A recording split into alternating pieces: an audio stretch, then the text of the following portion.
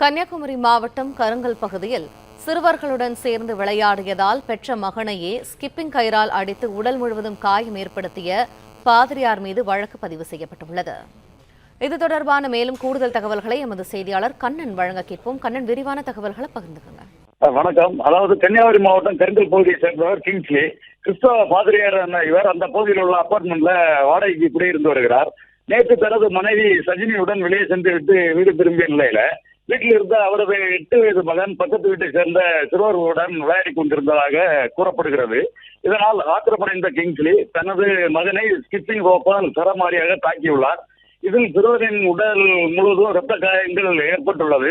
இந்த நிலையில அந்த சிறுவன் காயங்களுடன் பக்கத்து வீட்டில் அமர்ந்திருந்த வீடியோ காட்சிகள் வெளியான நிலையில சிறுவனை மீட்டு சிகிச்சைக்காக அனுப்பி வைத்த மாவட்ட குழந்தைகள் நல பாதுகாப்பு அதிகாரிகள் இந்த சம்பவம் குறித்து விசாரணை நடத்த கருங்கல் காவல் நிலையத்தில் புகார் அளித்தனர். புகாரின் அடிப்படையில் விசாரணை நடத்திய கருங்கல் போலீசார் கிங்ஸ்லி மீது வழக்கு பதிவு செய்து தற்போது அவரை கைது செய்து விசாரணை மேற்கொண்டு வருகின்றனர்.